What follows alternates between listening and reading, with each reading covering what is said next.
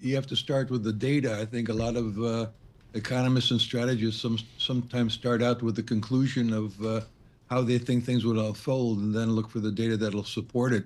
Especially the economists who tend to be on the pessimistic side about the U.S. economy. I think the important thing is to be observant, and I've observed over the past 3 years that we've had the most widely anticipated recession of all times that never happened. It was a no-show. And I think even now people aren't, it's kind of like Rodney Dangerfield. They're not giving the economy enough respect.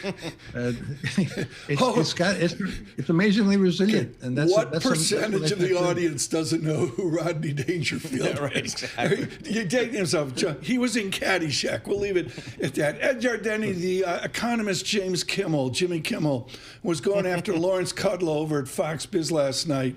You and I remember Larry Kudlow at Bear Stearns years ago emphasizing the nominal statistic. Tell us what you glean right now from nominal GDP, the idea of our real growth plus a very volatile inflation overlay. Well, I think right now, it's like when you go over to grandma's house and it's a long drive and the kids are in the back asking, are we there yet? I think we're there in terms of the so-called nirvana norm for the economy. The dual mandate has been accomplished. We've got the unemployment rate at 4%. We've got real GDP rising at around 3%. And we got the inflation rate not quite at 2%, but somewhere around 2.5% to 3%. And so the Fed has accomplished what it wants to do, which leads me to conclude that there's really no reason for the Fed to lower interest rates anymore. And indeed, I don't really think that there was much reason for them to lower it by 100 basis points. And my friends of the bond vigilante seem to agree with me, because the bond yields rose 100 basis points as the Fed lowered the Fed funds rate by 100 basis points. So, Ed, we did get that a little bit hotter than expected CPI inflation data a couple of days ago. Did that alter your view of maybe how this Fed should proceed? Yeah, well,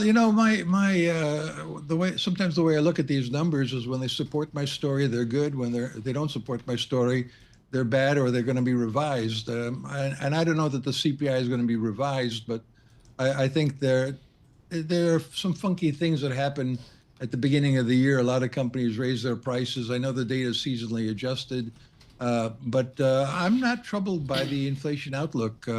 I think the important issue is productivity and unit labor costs as a result of that.